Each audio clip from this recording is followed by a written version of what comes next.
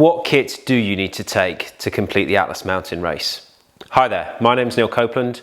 I am an ultra cycling coach and racer, and in 2 days' time I'm going to be taking on the 2025 Atlas Mountain Race, a 1,300 kilometre race through the Atlas and Anti-Atlas Mountains of Morocco. In this video I'm going to get into what kit I'm going to be taking and what bike I choose to ride. It's going to be cold, it's going to be hot, there's going to be a lot of climbing, a lot of descending, some hiker bike, not a lot of water, and an awful lot of omelettes. This will be my 30th ultra race, and this kit has been honed over years of experience and mistakes. It's not the lightest, but it will get me through comfortably and with everything that I need to keep me safe and warm. Let's start by looking at the bike. This is the second time I've done the race, and last time I took a drop bar hardtail, and I have to say it was the section over the old Colonial Road, a 60-kilometre very rough old piste through the mountains, that finally made me realise I had to get a full suspension mounted bike to continue doing these races in comfort and at a greater speed. So this bike is an Allied BC40, 120mm of travel front and back. The gears are electronic, a Shimano setup, so SRAM, rear mech and shifters, Shimano chain and cassette, and then a rotor crank set. I have literally just switched to a 160mm crank, so that will be interesting to see how that goes. Wheels come courtesy of Salt Carbon Parts, and they're shod with Continental Race King tyres. Race Kings are some of the fastest tyres out there, and I've been using them for 3 years now and not had a single issue with them. So I have every confidence in them, and they feel great to ride, and they will be really, really fast over the kind of terrain that we're going to see in Morocco. Other key features, brakes, Shimano SLX. We've got a 4-piston on the front and a 2-piston on the rear. It's not necessarily that I need more braking capability, it just helps reduce the stress on my hands, similar to the electronic shifting. Also, to help with the hands, we've got ergon grips, and we've got the SQ Labs inner bar ends. Dropper post is by Wolftooth, and you can see that with this prototype Tailfin race aero pack on, I do get a fair amount of travel there, so I can make effective use of that on the more technical descents. So that's the bike setup. This will be the 7th race I've had on this bike, and so far I've never once thought that I was overbiked or on the wrong bike for the course. So I'm really looking forward to getting back to Morocco and seeing how this bike performs. Let's get into bags, and then as I go through the bags I'll show you what I keep in each bag and talk through the different elements of kit that I'm going to be carrying. Bags are all courtesy of Tailfin. I bought my first Tailfin in Christmas of 2019, and I've been using them ever since. I'm now part of the Rider R&D team, which allows me to help with the testing and development of these bags. We can see here the white frame bag is custom designed for this frame. And at the rear we've got the Race Aero Pack, which is not yet available but hopefully coming out soon. This allows for a lighter weight setup. It's a stuff rather than a big open pocket, but that allows this elasticated mesh to be put around the outside, which at the moment, let's get into this, which at the moment I have stuffed with a couple of Expedition Foods food packs. I mentioned that food availability is sometimes challenging in Morocco. You do eat a lot of omelettes. These will be really, really useful if late at night, if I can pass through a village and get some hot water, then I'll be able to fill these up, put them in my backpack, and that will give me a good 800 calorie hot meal when I camp at the end of the day. At the front, we've got the Tailfin handlebar bag. This was released late last year. I used it on the Alps Divide for the first time in September in 2024. This, I think, is just an excellent bit of kit. What I like best about this is the way it clips on and onto the bike. There's a separate frame which attaches to the handlebars, and this allows for very quick removal. It's great when you get to a hotel or you're ready to pitch your tent at the end of the night and you just want to pull your sleep system off really, really fast. The other really good aspect about this is the fact that they've made these mounts that clamp onto the side, which has solved my biggest problem, which was always how to clamp things onto the handlebars. As you can see here, I've got space for my GoPro, I've got a space for my Garmin, and I've got a space for my Exposure 6-pack light. Lights, courtesy of Exposure. I've got an Exposure 6-pack and then an Exposure Boost R at the back. This is on the GoPro mount to the rear of the Tailfin. Then on top here we've got the long top tube bag. I was a little bit hesitant about using this one because I didn't know how I would get on with it. I'm not the biggest of guys, so I thought I might smash things as I got on and off the bike. But so far, I've used it a couple of times off-road, and it's not been a problem at all. And it gives me a considerable amount of extra space, which I'm finding really, really useful. Okay, let's take the bags off the front and back of the bike and then start digging into sleep kit and clothing.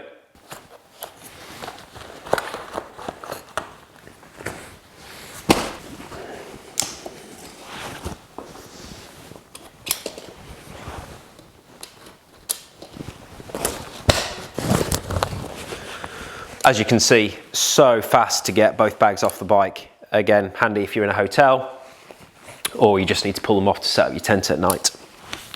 Right, before I go into those, let's go through the top tube bags and you can see more about what I've got in there. So, mostly in here I'm going to keep all the things that I want to get access to quickly during the day.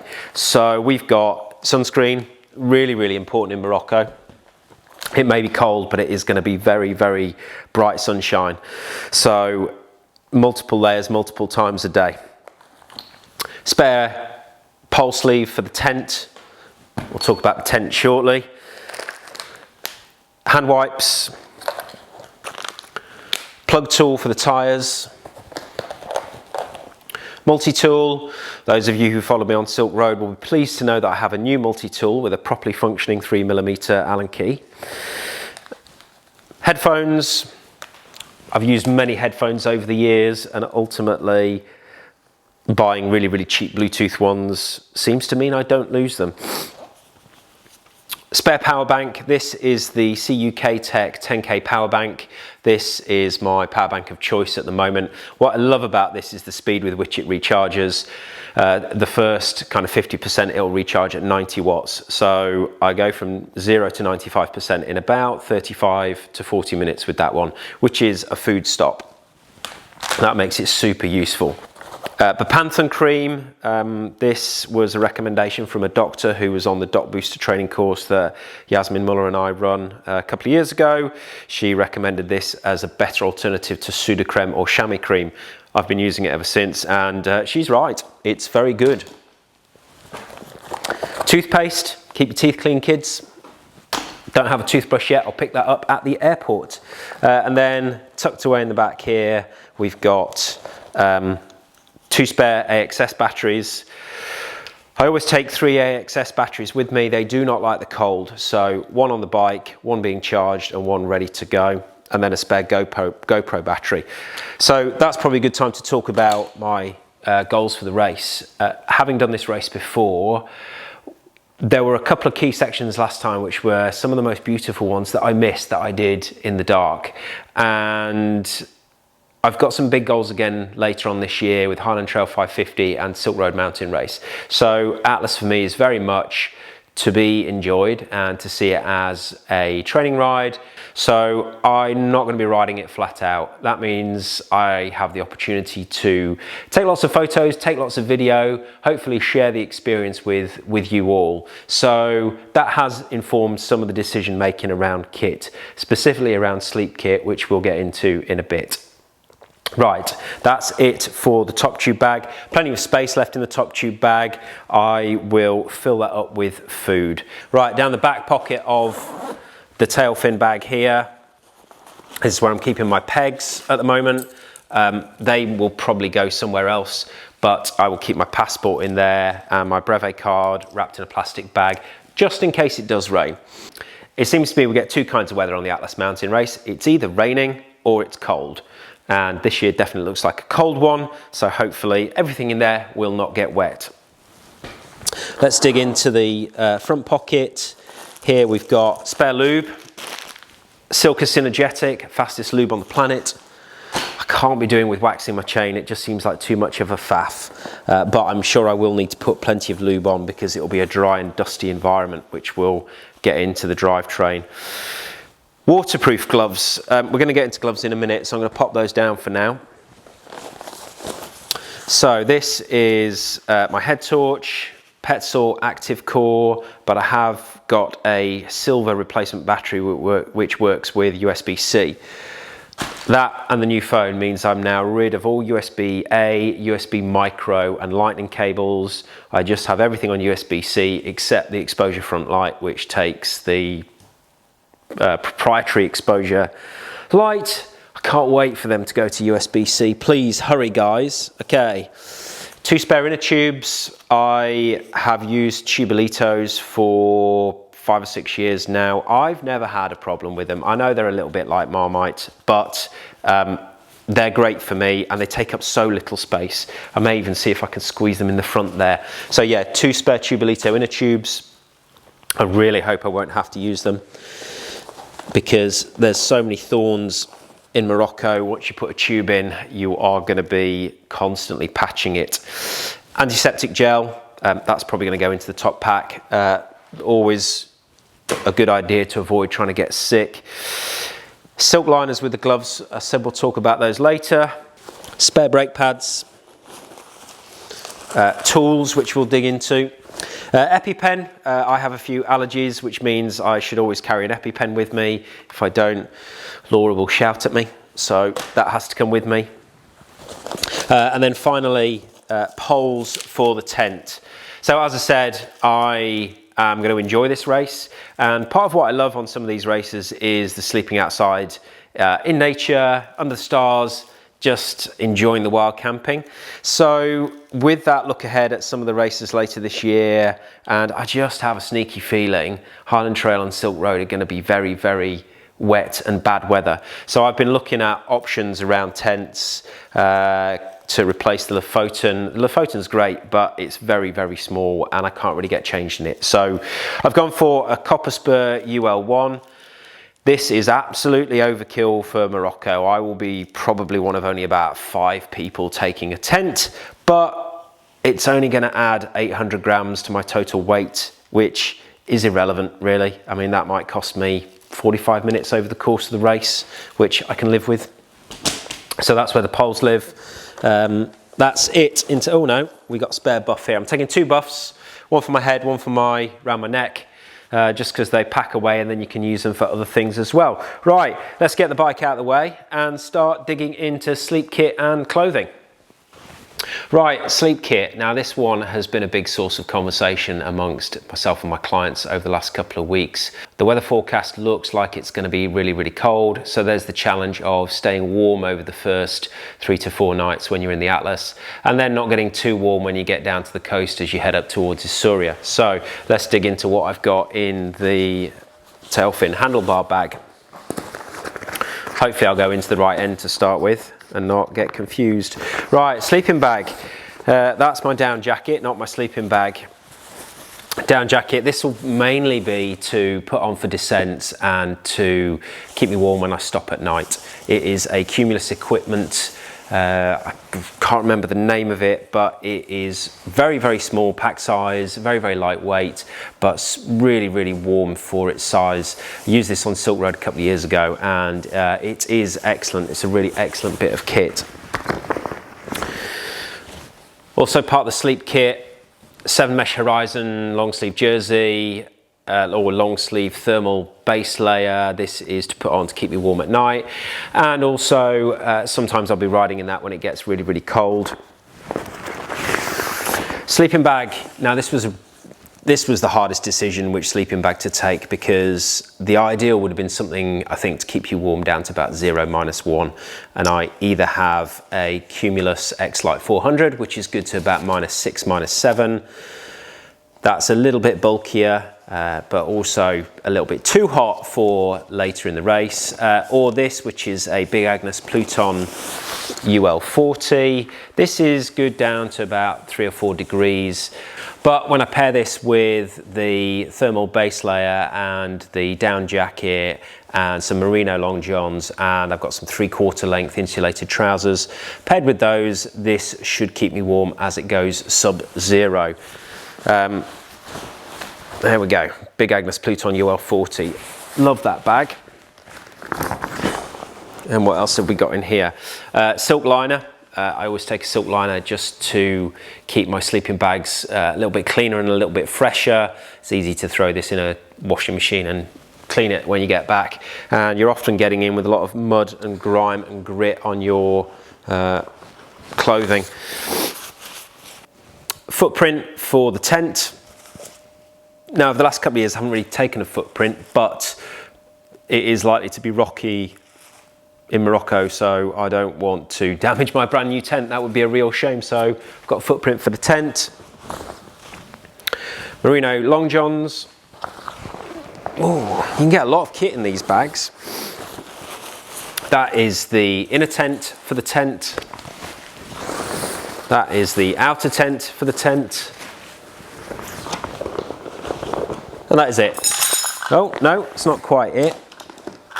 I'd left some bits in there. So, spork to eat the dehydrated food with, 2-port charger for the SRAM batteries, which uses USB-C, and this is a Nog Scout, which is a Apple AirTag or Apple Find Me compatible device, which I will bolt to my frame, and it just means I know if it's made the flight or not.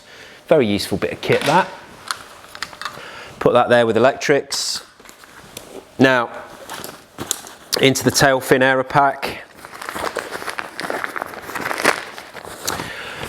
Waterproof socks. Now, it doesn't look like we're going to get rain, but I will still take these because these are really good at keeping me warm when I'm riding and it's very cold. They are, in my view, better than wearing overshoes because they just don't fall apart in the way that overshoes do. You pop them on over your normal socks and you stay lovely and toasty warm.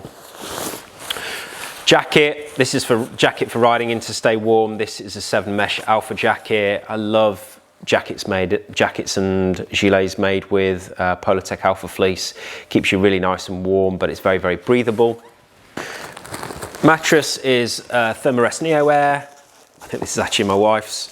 I better not tell her. Full length one. I do have a 2/3 length one, but it's going to be cold. Leg warmers. These are a set of old Castelli Nanoflex ones. They're always my leg warmers of choice. They will probably be worn a lot. Pillow. Absolutely essential item. I used to really laugh at people who took pillows. I was like, it's a race, what do you need a pillow for? Just stuff your clothes in a bag or something. But ever since using one, I've become an absolute convert and I never go anywhere without that. It really makes your night's sleep comfortable. Right, we'll come to that next. These are the 3/4 length shorts. I have to say a big shout out to Katie from Alps Divide. She put me on to the fact that you could get 3/4 length insulated trousers. These will go on for going downhill and these will go on to keep me warm if it's really, really cold at night. Very versatile. And then finally we've got bag of electrics and first aid stuff. Just a quick note on the Tailfin. So we've got the exposure light on there in the GoPro mount. That looks super solid. It's the first time I've used this light, but I should get 48 hours of runtime out of it. That's possibly, we'll see. And then I've swapped the arch on the Tailfin over to the aluminium one so I can put the 2 cages on. That will allow me to strap 1.5 litre bottles of water on each side for those sections where there is real poor water availability. As I said at the beginning, there's a few sections where there's just no water available. Can be for up to 10 hours, and if it's hot you might need up to 4.5-5 litres. So normally I'll be carrying a 2 litre bladder in my backpack, but for those longer sections I can just pick up some 1.5 litre bottles and strap one either side with the Tailfin straps. So that is the Tailfin Race Aeropack. So let's talk about gloves, and I haven't got all my gloves here. Hang on a second. Right, a few more bits of clothing. Gloves.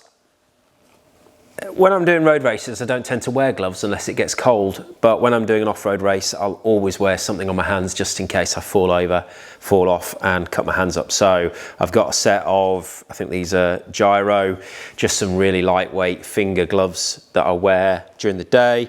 And then at night when it gets cold, I've gone for a layering system.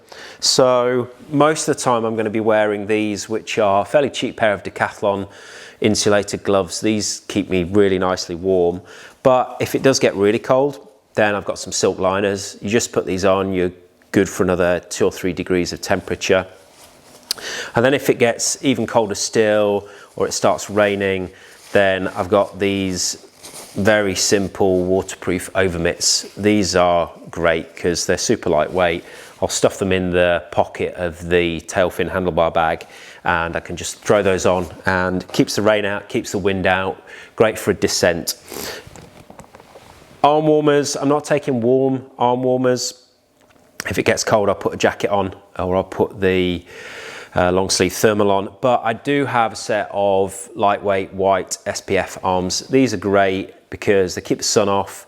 You can cover them in water, which you'll get some evaporative cooling with, and it means you don't need to worry too much about sunscreen on your arms, because that'll keep you nice and protected. Find a few bits and pieces here. Electronics, charging cables, 2 USB-C cables, the exposure USB-A cable, which is the only USB-A left.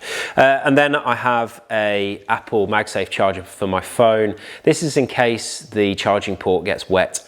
Then I can always plug this in, and it magnetically attaches to the back of the phone, and it doesn't matter if the port's wet, you can still charge your phone. So that's a really useful backup there. Little pack towel, useful for cleaning glasses, cameras, GoPros, all kinds of stuff.